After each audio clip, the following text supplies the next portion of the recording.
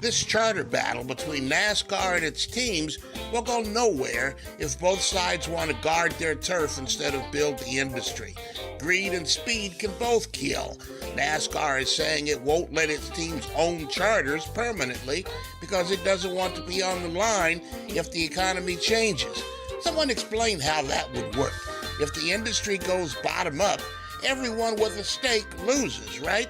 That's the way business works. It's my understanding that each car with a charter receives a guaranteed entry into every race and a greater share of prize money from NASCAR. If NASCAR collapses for some reason, why would it be on the hook for guaranteeing everybody's stake in the industry? Just like there's no crying in baseball, there's no guarantees in business. NASCAR made some pretty good concessions in its latest offer that was heavily criticized by the teams. If the teams want to build business in stock car racing, read that offer again and get back to the table. Seems like there's plenty of room for negotiation if both sides want the industry to keep growing. Otherwise, both sides are smothering their cash cow. If the culture changes stock car racing, everyone would have to roll with the uncertainty just like they did in the music industry a generation ago. And it's still flourishing, isn't it? Peace.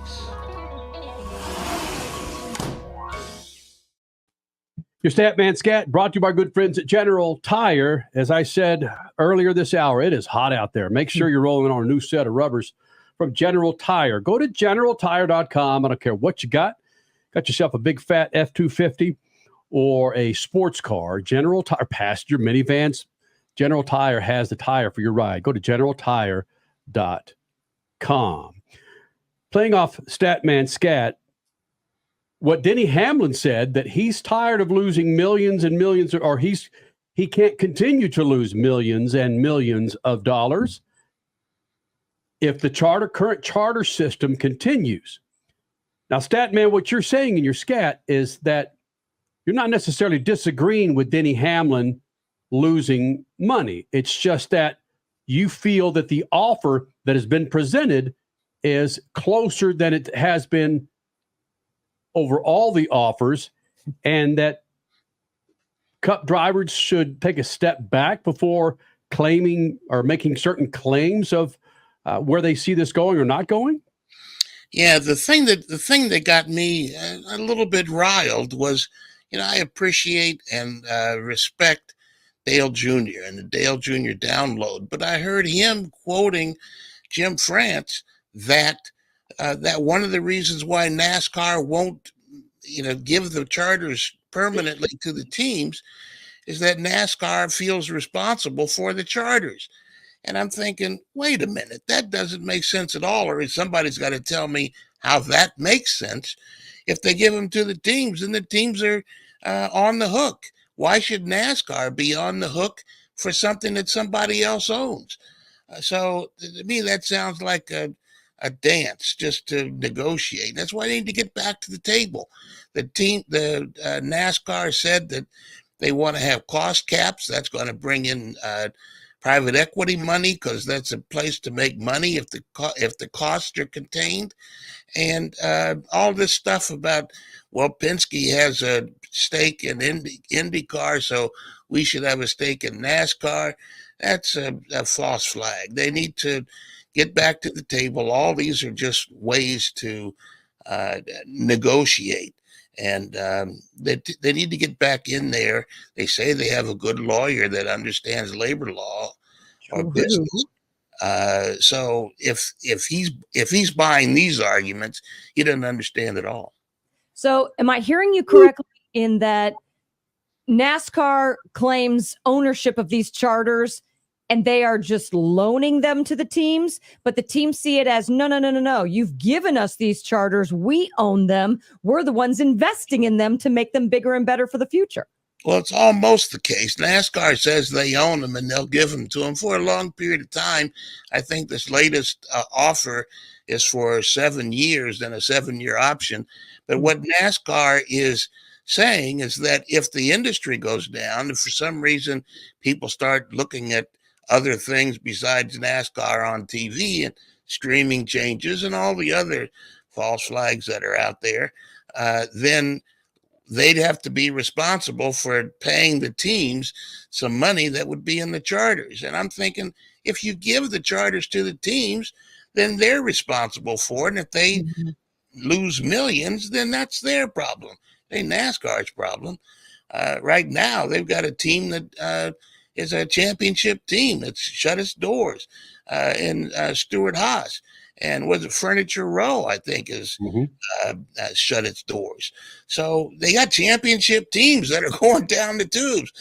How much worse could it be? So get back to the table, both sides, and work this thing out. It makes no sense to argue opposite sides of reality. Let me bring Richie in here with this. And Richie, again, you're the newbie. Granted, you've become a motorsports fiend over the last decade. I get it. But that being said, I'm just hearing glimpses of Big Bill France. And I think I put it out there on a text thread earlier this week. No one said it, but the term scab is starting to rear its head in conversations about if the Denny Hamlins, the Kyle Larsons of the world stay out of that race car. NASCAR. Yeah, I've been talking about this for a couple of weeks. In terms of these labor negotiations, right. This is the latest from Jenna Fryer this week. Let me quote from her story. She said, "The teams, whether it's your first win, your last win, it's just a really special." Brad Kozlowski interrupting me. Conspiracy theory. Team owner coming in, trying to shut me up, for goodness sakes. Anyway, this is from Jenna Fryer. The teams don't want to start their own racing league and believe NASCAR would move on. NASCAR would move on without the likes of Hendrick Motorsports or Joe Gibbs Racing or Team Penske if they decided to boycott races. That's in addition to something else that Jenna reported, which she said that multiple team owners told the Associated Press that NASCAR's most recent proposal, delivered almost 2 weeks ago, was one of the worst offers yet from the Stock Car Series sanctioning body. I put out a poll earlier this week asking, do you believe a NASCAR work stoppage will happen? 65% said no, 35% said yes. And I think we're closer than ever to that happening, man. I really do. Like, yes, I disagree with that, because these teams get 8-figure checks from car makers, from GM, Ford, and Toyota every year. And they're going to say, hey, we're going out on strike. And the sponsors are going to say, the heck you are. You're going to get your butt in there, and you're going to represent my money that I've given you so that you could go out on strike and claim you're losing millions of dollars. I'm giving you millions of dollars. And if you can't figure out how to work it out, then why should I give you any more money? So, yeah, what you're trying to say is something I've been thinking, which is the teams have no leverage here. They really don't.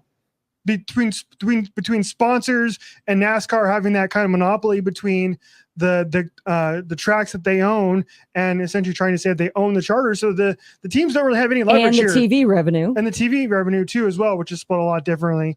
And so the teams don't really have any leverage here. It's basically like, well, NASCAR's like, you can't do anything without us, right? And so they're in between a rock and a hard place. And so the only negotiating tactic that the teams have is to say, sorry, guys, we're not going to show up. And I put out a list this week, too, of about half of the tracks on the NASCAR Cup Series circuit are not owned by NASCAR, and they're owned by different companies. So I'm wondering if there's some workaround there that these Cup teams go to these tracks and say, listen, will you let us run here and run races here outside of the NASCAR sanctioning body? Oh my goodness. Right. You guys, it's a mess ahead. It's crazy to think, but work stoppages happen in every single sport. So why can't it happen in NASCAR and crash? I saw comments like this week too. It happened with the IndyCar split. So why can't it happen now with NASCAR? Check this out by Warhammer. And it's sounding awfully familiar, where one series went to this group of tracks and the other series, okay, we're talking kart IRL. The other series went to this group of tracks, and one series put their foot down and said, you can't do it without us. We're the big burly Indy 500. And the other series said, you can't do it without us. We're the big burly top teams. Where did that all go? Freak Nation, there's two doors in front of you. One's NASCAR drivers or NASCAR, and your Ford, Toyota, and Chevrolet. You've got to walk through one of those if they go on strike. You know exactly where those manufacturers are going. It ain't with the drivers. And that's what Lawrence Fishburne. You want to take the red pill or the blue pill? You'd be entering into the matrix. Kyle Busch outside of the playoffs. That's next. Speed Freaks Pits and the Lucas Oil Studio. Speed Freaks, Motorsports Radio, redefined.